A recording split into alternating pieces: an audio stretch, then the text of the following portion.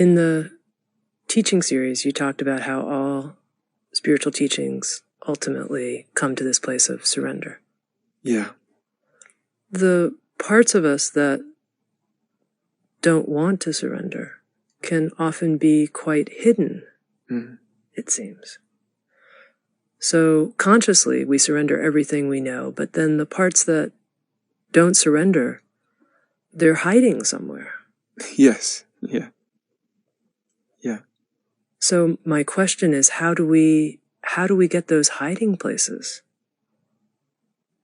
to come forward and surrender? I mean, it's one thing you can hear that teaching and think, okay, I mean, I basically understand. I mean, I know what it means to get on my knees. I know what it means to throw myself down on the ground. But yet, the parts in me that won't surrender, they're not obvious. Right. There may be nothing you can do about it. This is the thing that people avoid the most, right? Give me something. Give me a teaching. Give me some hope. Of course, in people, there are things inside of them that are totally unconscious, ways of holding and patterns of holding that they don't have any access to. Maybe you don't have access to it. Period. End of story. That's it. You will have access to it at the exact moment that you really are meant to have access to it. I would like to accelerate that moment. Yes, you would, but perhaps there's some things that you can't. Apparently it's that way. We may not like it, right? We may not like that. People may not like me to say that. But let's look at our lives, right? Not philosophy or teaching or what we choose to tell ourselves. At least in my life, I can certainly look and see there were moments where it just apparently, I did not have the capacity yet. It just wasn't there. I have no idea what I could have done to bring the capacity there, to have the capacity, right? Because there's various moments in my life that I couldn't even have heard somebody who told me how to have the capacity. I had my own teacher tell me certain things literally hundreds of times over the years. And after 10 years, oh, now I get it. Now I understand it. Now it got in. How was I going to force it in 10 years before? Could I have forced it in? It doesn't appear as though. So this may not be sort of empowering spiritual teachings, but everything has its time. Everything has its place. The ego is not in control of what's happening. Life is in control of what's happening.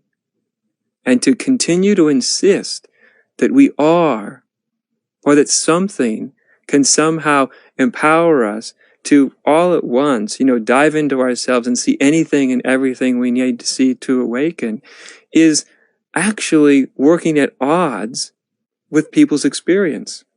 Just like you're telling me, it seems like there must be some unconscious forces that I don't even know are there. Even though I really want to know that are there, even though I really work to see if they are there, they seem inaccessible to me. And what I'm saying is, do we need to continually deny our experience? Do we need to push that away? Is it necessary that we keep saying, yes, but I want to, but I must. I'm sure somebody can tell me something I can do. When the years go by and the decades go on, and our experience tells us often, no, not until it's time. Everything happens in its time. You're not in control. This isn't something we want, though, is it? It's not something our mind wants. We want only the news that we like to hear. Mostly we want to hear things that empower our sense of control. And we radically push away anything that does not empower our sense of control. I say this to people all the time. When you can start to accept what you see as true, you see? Not what I say, but your experience.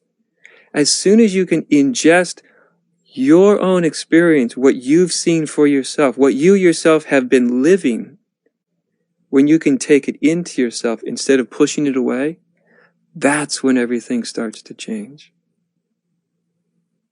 So many times someone has come to me and says, I can't do anything about this, this part of my whatever, delusional, apparatus, this part of my personality. They'll say, what do I do? What do I do? What do I do? And so often I say, well, let's go back. You just told me there's nothing you can do. Is it true?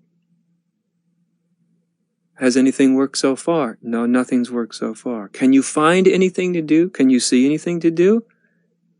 And sometimes they'll tell me, no, in all honesty, I can't see anything to do. And so I'll say, what happened if you actually ingested your experience, which is telling you there's nothing I can do? What if you took it in instead of trying to push it away? And so often when they take it in, oh, there's nothing I can do. Oh. Not just conceptually, right? Not as some sort of spiritual bypass, not as some teaching, there's nothing you can do, and then you hear it in your mind and you go blissfully off into your own ignorance. I mean, really allowing it into your body. There's nothing I can do. And what's it like to let that in without any resistance? Because when you do, it starts to change everything.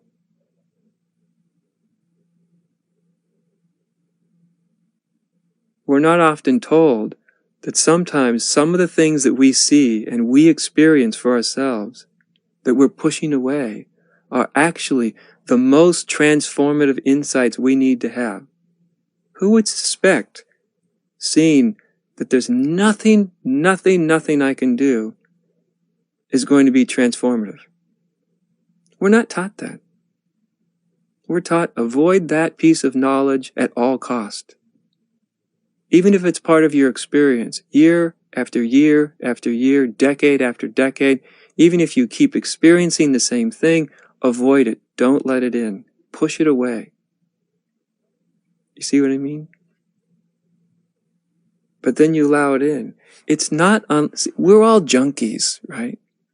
Really, we're all just junkies. I believe you, Adya. Yeah. We're all junkies. I've been a junkie. We're all junkies. And it's the same dynamics. It's the alcoholic that realizes there's nothing I can do. That's the beginning of the sobering up, right? As long as that person's sitting there going, I can do this. I'm in control. I can find a way beyond this. It's like, no. And then they call it bottoming out, right? Person bottoms out. Bottoming out is nothing more than coming totally out of denial. There's nothing I can do, and look where I am. We don't need to know so much what to do. We need to have a mirror in front of us. We need to be able to see what we see. If that alcoholic sees, or that drug addict sees, there's nothing I can do. I am powerless to stop this. Only then do they start to see themselves in a clearer light, right? Only then can they say, oh, wow. There's a transformation that starts to happen that is not contrived. It's not practiced. It's not technique-oriented, right? So to me, spirituality is almost a willingness to fall flat on your face. That's why I tell my students all the time, although they, put me up on a pedestal and think I figured something wonderful out, but I tell them all the time, my path was the path of failure. Everything I tried failed. It doesn't mean that the trying didn't play an important role. The trying did play a role. The efforting did play a role. The struggle did play a role. But it played a role because it got me to the end of that role. I danced that dance totally out until it was extinguished. But it failed. I failed at meditating well. I failed at figuring out the truth. Everything I ever used to spiritually succeed ultimately failed. But at the moment of failure, that's when everything opens up. We know that, right? This isn't sacred knowledge. Almost everybody that would listen to this knows this. They've experienced it in their lives. They've seen moments like this. But it's not something we want to know because it's not convenient.